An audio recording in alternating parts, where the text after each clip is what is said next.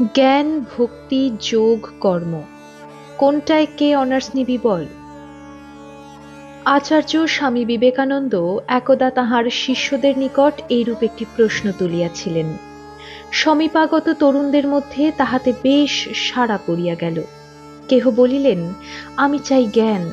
কেহ বলিলেন, আমার ইচ্ছা জ্ঞান ও ভক্তি, অর্থাৎ ডাবল অনার্স। আবার কেহ বা উৎসাহ ভরে চাহিলেন ট্রিপল অনার্স, জ্ঞানে, কর্মে, ভক্তিতে। স্বামীজিকে ঘিরিয়া সেদিন বৈরাগ্যবান যুবকের দল আনন্দে উৎসাহে মাতিয়া উঠিয়াছিলেন। প্রসন্ন গুরুর সম্মুখে শিষ্যেরা সকলেই সপ্রতিভ। শুধু একজন নীরবে সকলের পশ্চাতে বসিয়াছিলেন। যুবকটি স্বভাবতই স্বল্পভাষী। তাহার হইয়া অন্য আরেকজন কিছু বলিতে যাইবেন, এমন সময়ে স্বয়ং স্বামীজিই জবাব দিয়াছিলেন। ওর মধ্যে জ্ঞান, যোগ, ভক্তি, কর্ম সব ভাবই আছে, ও সবেতেই আছে। ঘটনোক্ত সেই যুবকটির উত্তর জীবন পর্যালোচনা করিলে দ্রষ্টা আচার্যের সেদিনের বাক্য যে অক্ষরে অক্ষরে সত্য, তাহা বুঝিতে বিলম্ব হয় না। যুগপ্রবর্তক স্বামীজির সমন্বিত যোগের আদর্শ তাহার উক্ত শিষ্যের জীবনে যেন যথার্থই মূর্তি পরিগ্রহ করিয়াছিল। শান্ত প্রকৃতি, স্বল্পভাষী এই যুবকই পরবর্তীকালে রামকৃষ্ণ সংঘের বরেণ্য সন্ন্যাসী স্বামী আত্মানন্দ, যাহার সম্পর্কে স্বয়ং স্বামী ব্রহ্মানন্দজি মহারাজ তাহার জনৈক শিষ্যকে একবার বলিয়াছিলেন, আত্মানন্দের মতো মহাপুরুষের সেবা ও সঙ্গ লাভ করা মহা সৌভাগ্য। ত্যাগ, তিতিক্ষা ও বৈরাগ্যের জ্বলন্ত উদাহরণস্বরূপ এই আদর্শ সন্ন্যাসীর জীবনানুধ্যানের তাই একটি বিশেষ মূল্য রহিয়াছে। স্বামী আত্মানন্দ যে বংশে জন্মগ্রহণ করিয়াছিলেন, তাহাদের আদি নিবাস ছিল বিহার প্রদেশের পূর্ণিয়া জেলায়। তাহার পিতামহ যুগল কিশোর শুকুল কোনো কর্ম উপলক্ষে উত্তরবঙ্গের মালদহ জেলায় আসিয়া বসবাস করেন। বিহার ও উত্তরপ্রদেশের ব্রাহ্মণদের মধ্যে শুক্লা পদবী শোনা যায়। মনে হয় শুকুল এই শুক্লা শব্দেরই অপভ্রংশ। যুগল কিশোরের দুই পুত্র, গুরুপ্রসাদ ও দুর্গাপ্রসাদ। দুর্গাপ্রসাদের জ্যেষ্ঠতনয় গোবিন্দপ্রসাদই উত্তরকালে স্বামী আত্মানন্দ নামে খ্যাত হইয়াছেন। মালদহ জেলার দেবীপুর গ্রামে দুর্গাপ্রসাদ স্থায়ী বসতবাটি নির্মাণ করেন এবং সেখানেই গোবিন্দপ্রসাদের জন্ম হয়। তাহার জন্ম তারিখ সম্পর্কে সঠিক কিছু জানা যায় না। তিনি নিজেও এ বিষয়ে কাহাকেও কখনো কিছু বলেন নাই। সন্ন্যাসী সুলভ উদাসীন মনোভাব ছিল তাহার সহজাত প্রকৃতি। তাহার নিজের সম্পর্কে তাই কেহ কিছু তাহাকে জিজ্ঞাসা করিতে সাহসী হন নাই। তবে তাহার সহপাঠী বাল্যবন্ধুদের বয়ঃক্রম ধরিয়া তাহারও বয়সের মোটামুটি একটা অনুমান করিয়া লওয়া যাইতে পারে। স্বামীজির বিশিষ্ট কয়েকজন সন্ন্যাসী শিষ্য শুদ্ধানন্দ, বিরজানন্দ, বিমলানন্দ, প্রকাশানন্দ ও বোধানন্দ পূর্বাশ্রমের ছাত্রাবস্থায় গোবিন্দপ্রসাদের অন্তরঙ্গ সহপাঠী ছিলেন। গোবিন্দের জীবনে তাহার জ্যেষ্ঠ তাত গুরুপ্রসাদের প্রভাব বিশেষভাবে স্মরণীয়। ধর্মপ্রাণ গুরুপ্রসাদ মালদহ জেলান্তর্গত চাঁচল রাজের দেবালয়ে প্রধান পুরোহিত ছিলেন। রাজবাটির দেবালয়ে দেবী অন্নপূর্ণা ও গোবিন্দজির নিত্য সেবা ছিল।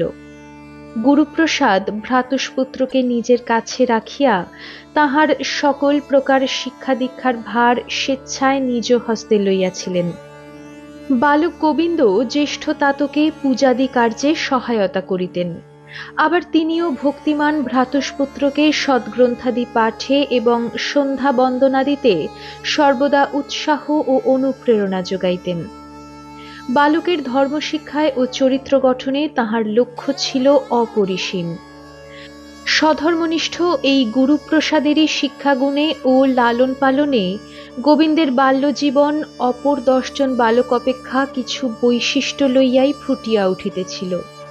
বালকের অন্তর্মুখীন মনোবৃত্তি ও ধ্যান ধারণা দিতে অনুরাগ উত্তরোত্তর পরিস্ফুট হইয়া তাহার চরিত্রে একটি মধুর স্নিগ্ধতা আনয়ন করিয়াছিল। সমবয়সী ছেলেদের সঙ্গে ঘনিষ্ঠতা ও প্রীতিপূর্ণ মেলামেশা থাকা সত্ত্বেও গোবিন্দের জীবনে যেন একটা স্বাভাবিক স্বাতন্ত্র্য লক্ষিত হইত। বয়োবৃদ্ধির সাথে সাথে ইহাই ক্রমে তাহার মাধুর্যমণ্ডিত প্রশান্ত ব্যক্তিত্বে পরিণতি লাভ করে। যাহা হোক, 1890 খ্রিস্টাব্দে গোবিন্দপ্রসাদ চাঁচল রাজ উচ্চ বিদ্যালয় হইতে প্রবেশিকা পরীক্ষায় উত্তীর্ণ হন। প্রসঙ্গত উল্লেখযোগ্য যে চাঁচলের রাজাই এই চরিত্রবান মেধাবী বালকের পড়াশোনার ব্যয়ভার বহন করিতেন। তাহারই আনুকূল্যে অতঃপর কলিকাতার রিপন কলেজে গোবিন্দের FA পড়িবার ব্যবস্থা হয়। মেধাবী বলিয়া প্রবেশিকা পরীক্ষায় তিনি সরকারি বৃত্তিও লাভ করিয়াছিলেন। রিপন কলেজে পড়িবারকালে কয়েকজন ধর্মবন্ধুর সাহচর্য লাভ গোবিন্দপ্রসাদের জীবনে এক স্মরণীয় অধ্যায়ের সূচনা করিয়াছে। স্বামীজির পূর্বলিখিত যে কয়েকজন শিষ্যের সঙ্গে তাহার পূর্বাশ্রমের প্রণয় সম্পর্ক ছিল, তাহাদের সকলের সঙ্গে এই রিপন কলেজেই প্রথম পরিচয় হইয়াছিল। কেবলমাত্র সুধীর অর্থাৎ স্বামী শুদ্ধানন্দ পড়িতেন সিটি কলেজে।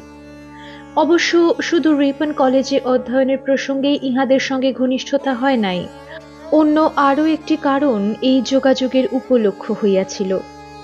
গোবিন্দপ্রসাদ কলিকাতার যে বাটিতে থাকিয়া কলেজের পড়াশোনা করিতেন, ঘটনাচক্রে সেই বাটিতেই একটি ছেলে তাহার সহাধ্যায়ী ছিলেন। সতীর্থ এই তরুণের সহিত সম্পর্ক ক্রমশ এমনই প্রগাঢ় হইয়াছিল যে জীবনের চলার পথে উহা সত্যই অচ্ছেদ্য হইয়া গিয়াছিল। গোবিন্দপ্রসাদের এই তরুণ বন্ধু খগেনই উত্তরকালে স্বামীজির অন্যতম সন্ন্যাসী সন্তান স্বামী বিমলানন্দ। আরও উল্লেখযোগ্য যে স্বামীজির আরেকজন বিশিষ্ট শিষ্য স্বামী বোধানন্দ পূর্বাশ্রমে ওই একই পরিবারভুক্ত ছিলেন। খগেনদের বাড়িতে ছোট ছোট ছেলেদের গোবিন্দপ্রসাদই পড়াইতেন। অবশ্য ইহার জন্য কোনো বেতন তিনি লইতেন না। খগেনের নেতৃত্বে যে যুবক গোষ্ঠীটি গড়িয়া উঠিয়াছিল, ক্রমে গোবিন্দ উহার নিয়মিত সভ্য হইয়া দাঁড়াইলেন।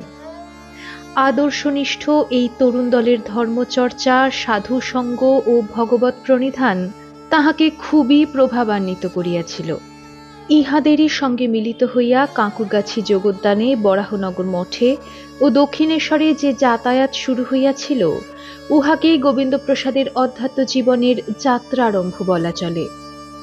এই কালে কথামৃত প্রণেতা শ্রী ম বা মাস্টার মহাশয় রামচন্দ্র দত্ত, মনমোহন মিত্র, গিরিশচন্দ্র ঘোষ প্রমুখ শ্রীরামকৃষ্ণ ভক্তগণের সঙ্গলাভ তাহার এই যাত্রাপথে দুর্লভ প্রেরণা স্বরূপ হইয়াছিল। বিশেষ করিয়া মাস্টার মহাশয়ের নির্দেশেই তাহাকে ও তাহার বন্ধুদিগকে শ্রীরামকৃষ্ণের ত্যাগী সন্তানদের সান্নিধ্যে অনুপ্রেরণ করিয়াছিল।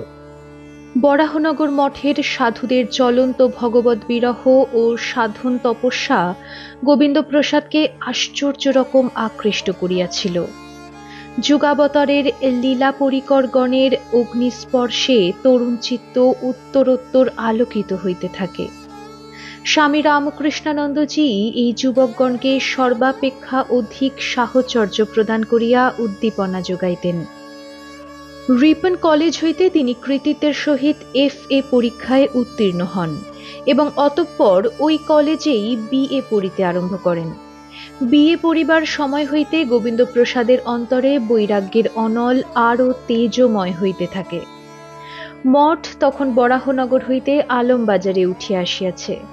মঠের সঙ্গে ঘনিষ্ঠতা ও যাতায়াত যতই বাড়িতেছিল, ভগবদন্বেষণে তাহার মন ততই অন্তর্মুখ হইতেছিল। ইতপূর্বে বন্ধুদের সঙ্গে মাঝে মাঝে কাঁকুরগাছি যোগোদ্যানে যাইয়া রামবাবু প্রমুখ ভক্তগণের সাহচর্যে আনন্দিত হইতেন, বিমল সুখ অনুভব করিতেন। আর এখন ত্যাগী শ্রীরামকৃষ্ণ সন্তানদের প্রত্যক্ষ সংস্পর্শে আসিয়া তিনি নূতন এক রাজ্যের সন্ধান পাইয়া আত্মহারা হইয়া যাইতেছিলেন। শ্রী ভগবানের জন্য অন্তরের ব্যাকুলতা উত্তরোত্তর দুর্বার হইয়া উঠিতে থাকায় সংসারের প্রতি ঔদাসীন্য ক্রমশ প্রকট হইয়া উঠিতে থাকিল। গোবিন্দের সংসার বিরাগ লক্ষ্য করিয়া অভিভাবকগণ কিন্তু তাহাকে ইতোমধ্যেই বিবাহ দিয়া সংসারী করিতে চেষ্টার ত্রুটি করেন নাই।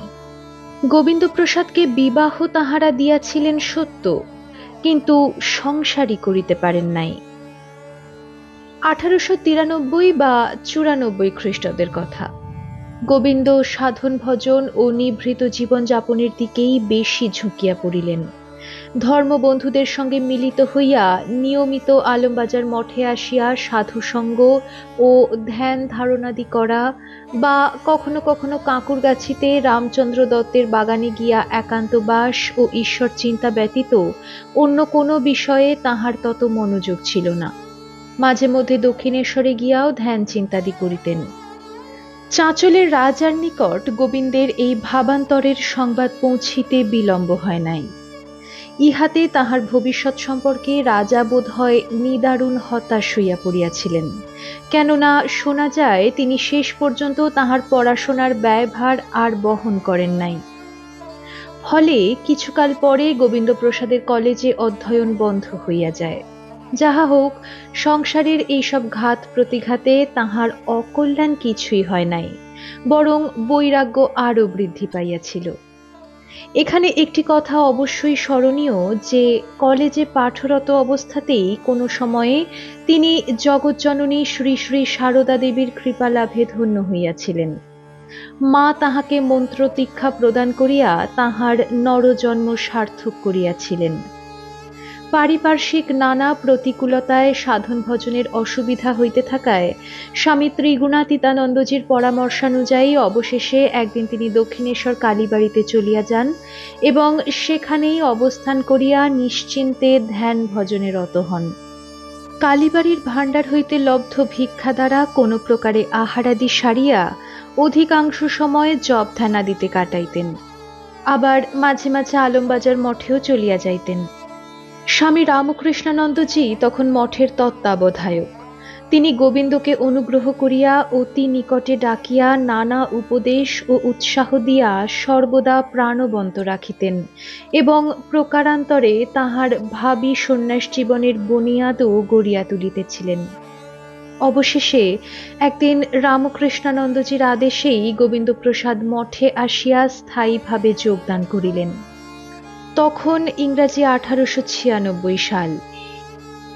গোবিন্দ সংসারকে ছাড়িলেও সংসার কিন্তু গোবিন্দকে ছাড়িতে চাহিতেছিল না। দৃঢ় শক্তি প্রয়োগ করিয়া তাহাকে বাঁধিবার চেষ্টা করিতেছিল। বাড়িতে আত্মীয় পরিজন অনন্যোপায় হইয়া চাঁচল রাজের সহায়তা প্রার্থনা করেন, যাহাতে তিনি তাহার ব্যক্তিগত প্রভাবের ফলে গোবিন্দকে ঘরে ফিরাইয়া আনিয়া দেন। রাজ অর্থে গোবিন্দের স্কুল কলেজের পড়াশোনার সবকিছু। সুতরাং রাজার প্রতি কৃতজ্ঞতার ভাব পোষণ করা তাহার পক্ষে খুবই স্বাভাবিক। রাজা খুব অনুনয় করিয়া গোবিন্দকে আলমবাজার মঠে একখানি পত্র দিলেন। পত্রের মূল বক্তব্য ছিল, রাজার একটি ব্যক্তিগত ব্যাপারে গোবিন্দপ্রসাদের উপস্থিতি একান্তই অপরিহার্য হইয়া দাঁড়াইয়াছে। তিনি 2-4 দিনের জন্য চাঁচল রাজবাড়িতে গেলে রাজা বড়ই উপকৃত হইবেন। গোবিন্দ সরল অন্তরে রাজার অনুরোধে সাড়া দিলেন। অবিলম্বে গিয়া চাঁচল রাজবাড়িতে উপস্থিত হইলেন। আত্মীয় স্বজনগণ ও রাজা স্বয়ং তখন তাহাকে সংসার ত্যাগ না করিবার জন্য বহু অনুরোধ উপরোধ করিতে লাগিলেন। তাহারও বুঝিতে কিছু বাকি থাকিল না যে এই উদ্দেশ্যেই ছল করিয়া তাহাকে রাজবাড়িতে আনা হইয়াছে। বিবাহিতা পত্নীর প্রতি স্বামীর কর্তব্য আছে এবং সে কর্তব্য অবশ্য পালনীয়। কেহ যদি স্বেচ্ছায় এই কর্তব্য অবহেলা করে তাহার কপালে অশেষ দুর্গতি হয়, ইত্যাদি আরও বহু ন্যায়নীতির কথা রাজা গোবিন্দকে উপদেশ দিয়া বলিয়াছিলেন। রাজা তাহাকে নিজ বিদ্যালয়ে শিক্ষকতার কর্ম গ্রহণ করিতে অথবা তাহার রাজকার্যে যে কোনো পদ গ্রহণ করিয়া সুখে শান্তিতে সংসার যাত্রা নির্বাহের বন্দোবস্তও করিয়া দিয়াছিলেন। কিছুতেই কিছু ফল হইবার আশা না দেখিয়া অবশেষে রাজা কঠোর ভাষায় তাহাকে বলপ্রয়োগের ভীতি প্রদর্শন করিতেও ছাড়েন নাই। এদিকে পত্নী ব্রহ্মময়ী দেবী সজল চক্ষে সবই দেখিতেছিলেন। সংসার বিরাগী পতিকে গৃহে ফিরাইবার কোনো উপায়ান্তর না দেখিয়া নিজ ইষ্ট দেবতার নিকট কাতর প্রার্থনাই শুধু তিনি জানাইতেছিলেন। প্রসঙ্গত স্মরণীয় যে ব্রহ্মময়ী দেবীও পরে শ্রী শ্রী মার কৃপা লাভ করিয়াছিলেন এবং সাধন ভজন পূজা অর্চা লইয়াই বাকি জীবন অতি পবিত্রভাবে অতিবাহিত করেন। যাহা হোক, গোবিন্দকে গৃহমুখী করিবার সকল চেষ্টাই ব্যর্থ হইল। রাজবাড়ির কঠিন প্রহরা উপেক্ষা করিয়া তিনি নিঃশব্দে রাত্রির অন্ধকারে দ্রুত পলায়ন করিলেন। ইন্দ্র সম ঐশ্বর্য, স্ত্রী অপ্সরা সম, এসব বান্ধিতে নারী লেক যার মন, দড়ির বন্ধনে তারে রাখিবাকে মতে। গোবিন্দ প্রসাদের বৈরাগ্যের নিকট ধন, জন, পত্নী, মান, খ্যাতি, রাজ অনুকম্পা ইত্যাদি সবই তুচ্ছ হইল। তিনি এক বস্ত্রে সোজা আলমবাজার মঠে ফিরিয়া আসিলেন। গোবিন্দের শরীর বাল্যকাল হইতেই রুগ্ন, অজীর্ণ রোগে ভুগিয়া ভুগিয়া এমন হইয়াছিল যে তিনি ভাবিতেন এ জন্মে আর ওই শরীর দিয়া কোনো উচ্চতর সাধনা সম্ভব হইবে না। শরীর যখন যাইবেই তখন অন্তত কোনো মহৎ উদ্দেশ্যেই উহা পাত হোক, পরজন্মে তাহাতে যোগাভ্যাসের উপযোগী শক্ত সমর্থ দেহ লাভ হইবে। গোবিন্দপ্রসাদের এই বিচিত্র চিন্তাই তাহাকে অনলস সেবায় ও কর্মে এবং অতন্দ্র ভগবৎ চিন্তায় অনুপ্রাণিত করিয়াছিল। তিনি প্রাণ মন ঢালিয়া সাধন ভজন ও আশ্রমের নানা কাজে নিজেকে নিয়োজিত করিলেন। এমনই ভাবে ইংরাজি 1896 সালের শেষ পর্যন্ত তাহার জীবনধারা ধীর মন্থর গতিতে ছুটিতেছিল। অকস্মাৎ সেই শান্ত গতিতে মহা আলোড়ন দেখা দিল, বুঝিবা আসন্ন প্লাবনেরই সূচনা ছিল উহা। 1897 প্রথম ভাগে আচার্য স্বামীজি পাশ্চাত্যে বেদান্ত বার্তা প্রচারান্তে ভারতে ফিরিয়া আসিয়াছেন। কলিকাতায় তাহাকে বিপুলভাবে সংবর্ধিত করা হইয়াছে। স্বামীজি আলমবাজার মঠে অবস্থান করিতেছেন। গুরুভ্রাতা ও শিষ্য অনুরাগীদের আনন্দ উৎসাহের সীমা নাই। গোবিন্দপ্রসাদকে তখন মঠে সকলেই শুকুল মহাশয় বা শুকুল বলিয়া সম্বোধন করিতেন। একদিন সহসা স্বামীজি জিজ্ঞাসা করিয়া বসিলেন, কি হে শুকুল, তুমি সাধু হতে এসেছ? গোবিন্দপ্রসাদ তৎক্ষণাৎ সবিনয়ে উত্তর করিয়াছিলেন, আগে সাধু হবার উপযুক্ত শরীর বা মন কোনোটাই আমার নেই। এই পচা শরীর মনকে যদি আপনার একটু সেবায় লাগিয়ে পাত করে দিতে পারি, তবে বিশ্বাস আছে পরজন্মে আমার ভালো দেহ মন হবে। শুধু এই বিশ্বাস নিয়েই এসেছি। ভাবী শিষ্যের মুখে এই কথা শুনিয়া স্বামীজি সাহ্লাদে দ্যাটস রাইট এইরূপ কয়েকবার বলিয়াছিলেন। উত্তর জীবনে শুকুল মহারাজ এই ঘটনাটি স্মরণ করিয়া অভিভূত হইয়া পড়িতেন। বলিতেন, সজোরে 2-3 বার উচ্চারিত স্বামীজির দ্যাটস রাইট কথাটি আজও আমার কানে বাজিতেছে। স্বামীজি প্রসন্ন হইয়া অচিরেই বোধহয় উক্ত ঘটনার 2-1 দিনের মধ্যেই গোবিন্দপ্রসাদকে ও নবাগত আরেকজন ব্রহ্মচারীকে সন্ন্যাস দীক্ষা প্রদান করেন। গোবিন্দপ্রসাদ শুকুলের শ্রীরামকৃষ্ণ চরণে নবজন্ম লাভ হইল। শ্রী গুরুর আশীষপুত ওই শরীরের নাম হইল স্বামী আত্মানন্দ। সন্ন্যাসপ্রাপ্ত স্বামীজির অপর শিষ্যটি স্বামী কল্যাণানন্দ। মনে হয় ইহা 1897 শেষ অথবা 1898 প্রথম দিকের কথা। আত্মানন্দ শুধুমাত্র ধ্যান তপস্যাতেই ডুবিয়া থাকিতে পারেন নাই। প্রকৃতপক্ষে আত্মানো মোক্ষার্থং জগদ্ধিতায় চ ইহাই ছিল তাহার শ্রী গুরুর প্রত্যাদিষ্ট জীবন আদর্শ। তাই শিবজ্ঞানে জীবসেবার আবেদনও তাহার হৃদয়ে জ্ঞান চর্চা বা ভক্তি সাধনারই অনুরূপ সারা জাগাইত। 1899 খ্রিস্টাব্দের 31শে মার্চ স্বামীজির আদেশে রামকৃষ্ণ মিশন যখন প্লেগ কবলিত কলিকাতাবাসীর সেবায় অগ্রসর হইয়াছিলেন, তখন সেই ঐতিহাসিক সেবা কার্যে আত্মানন্দের সেবানিষ্ঠার অদ্ভুত পরিচয় পাওয়া গিয়াছিল। ওই সেবান্দোলনের নেতা ছিলেন স্বামীজির প্রিয় শিষ্য সদানন্দ স্বামী। আত্মানন্দ ও ভগিনী নিবেদিতা ছিলেন তাঁহারই প্রধান সহকারীদ্বয়। খ্রিস্টাব্দের শেষাশেষি বা 1901-এর প্রথম দিকে তিনি কিশনগড়ে দুর্ভিক্ষ পীড়িত জনসাধারণের সেবায় গুরুভ্রাতা কল্যাণানন্দকে সাহায্যার্থ মঠ হইতে প্রেরিত হইয়াছিলেন। সেখানেও তাহার উদ্যম বিস্ময়কর ছিল। আত্মানন্দের এই সেবাভাব যথার্থই প্রত্যক্ষ অনুভবজাত, নিছক কর্তব্যবুদ্ধি প্রণোদিত ছিল না। পরবর্তী জীবনেও দেখা যাইত কত নিষ্ঠা ও প্রাণ সংযুক্ত থাকিত তাহার সেবা দৃষ্টিতে।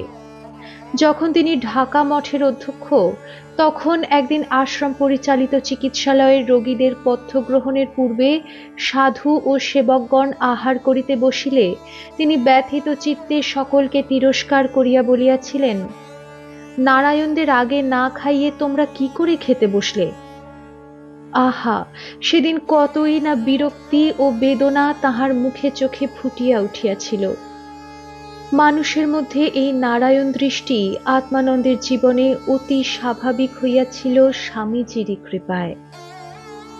আত্মানন্দের গুরু ভক্তি ও গুরু বাক্যে বিশ্বাস ছিল অনন্য সাধারণ। বরাবরই তিনি নিরামিষাশী। মনে হয় এই সংস্কার তাহার বেশ প্রবলই ছিল। স্বামীজি একদিন শিষ্যের এই সংস্কার কত দৃঢ় অথবা তাহার গুরুর প্রতি শ্রদ্ধা কতখানি অকপট তাহা পরীক্ষার জন্য সহসা নিজের হাতে মাছের টুকরা আত্মানন্দের পাতে তুলিয়া দিয়েছিলেন। গুরুদেবের প্রসাদ জ্ঞানে শিষ্য নিঃসংকোচে ও পরম শ্রদ্ধার সহিত সেই মাছ গ্রহণ করিতে উদ্যত হইলে স্বামীজি সংস্কারমুক্ত শিষ্যের ভক্তিতে প্রীত হন এবং তাহার নিষ্ঠার খুব প্রশংসা করিয়া উহা ভঙ্গ করিতে নিষেধ করেন। স্বামী আত্মানন্দের জীবনের সর্ববিধ সিদ্ধির মূলে ছিল তাহার অগাধ বিশ্বাস, অবিচল গুরুভক্তি। একদা স্বামীজি তাহার নিজের সম্পর্কে নানা উদ্ভট ও কৌতুকপূর্ণ কতগুলি মন্তব্য করিয়া সরল শিষ্যকে পরখ করিবার জন্য বলেন, ভেবে দেখ, তবুও কি আমাকে তুই গুরু বলে মানবি?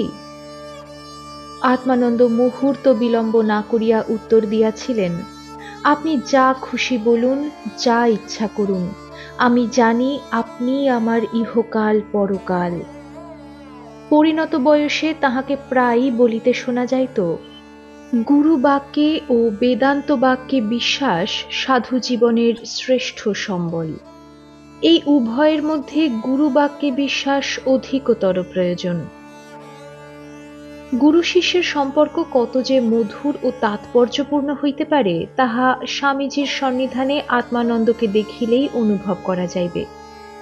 শিষ্যবৎসল স্বামীজি এমনই বালক স্বভাব ছিলেন যে নিজ শিষ্যদের সহিত অনেক সময়ে অন্তরঙ্গ বন্ধুর ন্যায় মেলামেশা করিয়া তাহাদের জীবনের অতি খুঁটিনাটি বিষয়গুলিকেও মার্জিত ও পরিশোধিত করিয়া দিতেন।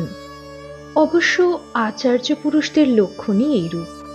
আত্মানন্দের মধ্যে তাহার শ্রী গুরুর যে সুন্দর প্রতিবিম্বটি পরবর্তীকালে সকলকে মুগ্ধ করিত, ইহা তাহার সাধন জীবনে লব্ধ একান্ত গুরু সাহচর্যেরই ফল। এই প্রসঙ্গে একটি ঘটনা স্মরণীয়। আত্মানন্দের নিজের বিছানাপত্র বা কাপড় জামা খুবই বাহুল্যবর্জিত এবং নিতান্ত সামান্য ছিল চিরকাল। অথচ দেখা যাইত যে খুব পরিষ্কার পরিপাটি একটি শয্যা তিনি নিত্যই খুব নিষ্ঠা সহকারে রচনা করিয়া রাখিতেন। তাহার নিজের দৈনন্দিন জীবনযাপন ছিল খুব কৃচ্ছ্রতাপূর্ণ, অথচ অকারণ কেন এত যত্ন করিয়া বিছানা পাতিয়া রাখেন, ইহা সকলেরই বড় বিস্ময়ের বস্তু ছিল। একবার জিজ্ঞাসিত হইলে সজল চক্ষে তিনি বলিয়াছিলেন, বেলুর মঠে স্বামীজি মাঝে মাঝে এসে আমার বিছানায় গড়াগড়ি দিতেন। তার দেহান্তের পরেও একদিন স্বপ্নে দেখলুম তিনি আমার বিছানায় শুয়েছেন। দেখো, কখন তিনি আসবেন তা তো জানা নেই, তাই তার জন্য বিছানাটি তৈরি করেই রাখি। বলিতে বলিতে সেদিন তাহার কণ্ঠ বাষ্পরুদ্ধ হইয়াছিল। চলাফেরা, পদক্ষেপ, এমনকি বহির্বাস পরিধানের আদব কায়দাটি পর্যন্ত তিনি স্বামীজির কাছে শিক্ষা লাভ করিয়াছিলেন। মঠে স্বামীজি একদিন ভজন গাহিতেছেন। হঠাৎ আত্মানন্দকে দেখিয়া বলিলেন, শুকুল, তবলা বাজাতো। শুকুল তো সভয়ে উত্তর দিলেন, আমি তো তবলা বাজাতে জানি না। স্বামীজি সস্নেহে তিরস্কার করিলেন, জানিস না কি রে, আয় শিখিয়ে দি। শ্রী গুরুর প্রেরণায় আত্মানন্দ পরে কুশলী তবলাবাদক হইয়াছিলেন। প্রসঙ্গত উল্লেখযোগ্য, পাখোয়াজেও তাহার দক্ষতা ছিল। ধ্রুপদ গানের সঙ্গে নিজেই বাজাইতেন। ধ্রুপদ গান স্বামীজির বড় প্রিয় ছিল। আত্মানন্দেরও তাহাতে অনুরাগের সম্ভবত ইহাই কারণ। স্বামীজির গানের সঙ্গেও তিনি অনেকবার বাজাইয়াছেন। আত্মানন্দের ধ্যানশীলতা ও শাস্ত্রানুরাগ তাহাকে স্বামীজির বিশেষ স্নেহাস্পদ করিয়াছিল। গীতা, উপনিষদ এবং ব্রহ্মসূত্র পাঠে তাহার অনুরক্তি মঠের অন্যান্যদেরও শাস্ত্র পাঠে প্ররোচিত করিত। তাহার শাস্ত্রজ্ঞানের প্রতি স্বামীজির এত আস্থা ছিল যে তাহার দ্বারা তিনি মঠে শাস্ত্রাধ্যাপনাও করাইতেন। মঠে অবস্থানকালে শাস্ত্রচর্চা, সাধন ভজন এবং গুরু সেবা ব্যতীত আত্মানন্দ নানাবিধ কঠিন পরিশ্রমের কাজ পরম আনন্দের সঙ্গে করিতেন। মন্দির মার্জনা ও ঠাকুর পূজা তাহার অন্যতম প্রিয় কার্য ছিল।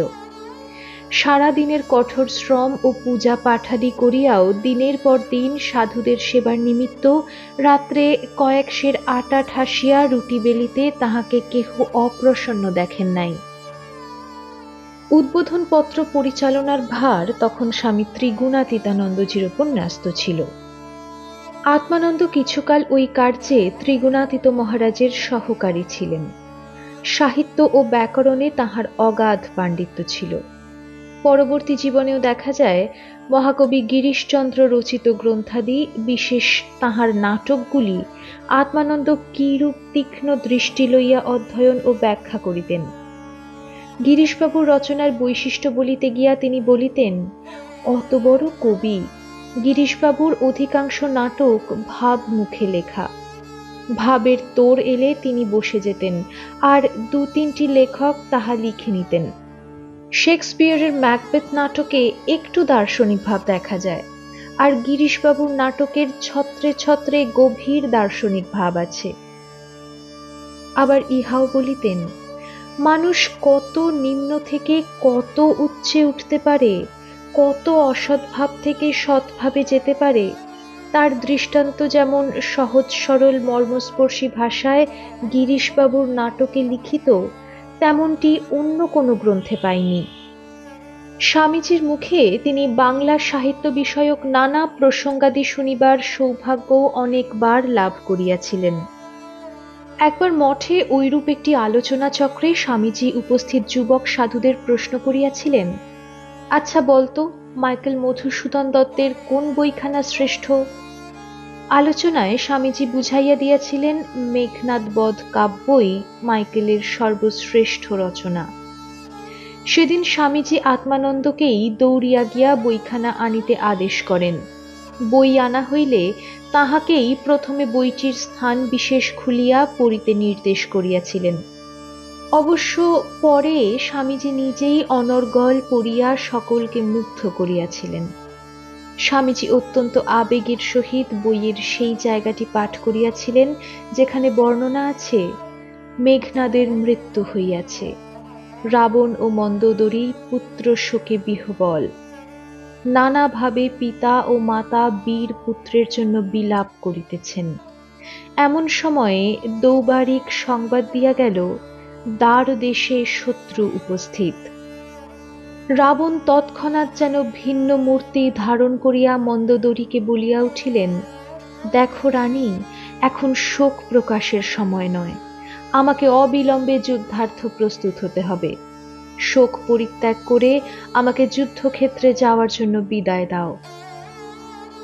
স্বামীজির সেই তেজোদৃপ্ত পাঠ ও আলোচনা আত্মানন্দের স্মৃতিতে চির জাগরূক ছিল। অতন্দ্র কর্তব্যনিষ্ঠাই জীবনকে সাফল্যমণ্ডিত করে, ইহাই তিনি স্বামীজির নিকট হইতে সেদিন শিখিয়াছিলেন। স্বামীজির স্মৃতি প্রসঙ্গে এই ঘটনাটিও তিনি খুব উচ্ছ্বাসের সঙ্গে বর্ণনা করিতেন। 1902-এর 4 জুলাই তাহাকে প্রচণ্ড এক আঘাত হানিয়াছিল। স্বামীজির লীলা সংবরণে গুরুগত প্রাণ আত্মানন্দ শোকে ক্ষোভে মুহ্যমান হইয়া পড়িয়াছিলেন। তাহার এই সময়কার মানসিক অবস্থা পরে নিজেই একবার এইরূপ বলিয়াছিলেন। স্বামীজির দেহত্যাগের পর আর সংসারে থাকার মোহ রইল না। শরীর থাক আর যাক এই সংকল্প নিয়ে আহার নিদ্রা ত্যাগ করে যেখানে সেখানে পড়ে থাকতাম। ঘরে ঢুকতাম না, কারোর সঙ্গে কথা বলতে ইচ্ছা হতো না, খাওয়া দাওয়ার কথা মনে উঠতই না। শ্রীগুরু স্বরূপে লীন হওয়ায় আত্মানন্দ জগৎ সংসার হইতে মন উঠাইয়া লইয়া কঠোর আত্মসাধনে নিমগ্ন থাকিতে সংকল্প করিলেন। স্বামীজির পবিত্র সমাধিভূমির অদূরে একটি পর্ণকুটির বাঁধিয়া সেখানেই পড়িয়া থাকিতেন। ধ্যান জপ ও শাস্ত্রপাঠ লইয়াই অহর্নিশ ডুবিয়া থাকিতেন। বেলুড়ের গঙ্গাতটে ঐরূপ তপশ্চর্যা তিনি বেশ কিছুদিন করিয়াছিলেন। দুপুরে স্বয়ং মঠ হইতে ভিক্ষা গ্রহণ করিতেন, আর রাতে কয়েকটি রুটি মঠ হইতে কেহ গিয়া তাহার কুঠিয়ায় রাখিয়া আসিতেন। অবশেষে মঠের কোনো কোনো সাধুর উপরোধে তিনি আবার মঠ বাড়িতে আসিয়া বাস করিতে থাকেন। কিন্তু তখনও আত্মানন্দের চক্ষে স্বামীজির বিরহে মঠের সর্বত্রই এক মর্মান্তিক শূন্যতা বিরাজ করিতেছিল। এই অবস্থাটি কাটিয়া উঠিতে বেশ সময় লাগিয়াছিল। কোনো অবস্থাতেই কিন্তু আত্মানন্দের শাস্ত্র চর্চার বিরাম ছিল না। স্বামী শারদানন্দজি স্বয়ং তখন মঠে বেদান্ত অধ্যাপনা করিতেন। শারদানন্দজির নিকট শাস্ত্রাধ্যয়নের সুযোগ আত্মানন্দ একটি দিনের জন্যও হারান নাই। বেদান্ত নিষ্ঠা ছিল তাহার স্বভাবের অন্যতম বৈশিষ্ট্য। নিতান্ত নিজের গুরু বলিয়াই কি স্বামীজির অদর্শনে আত্মানন্দ এতখানি কাতর হইয়া পড়িয়াছিলেন, অথবা এই আচার্য শিষ্যের মাঝে আরও কিছু রহস্যসূত্র আছে, তাহা কে নির্ণয় করিবে?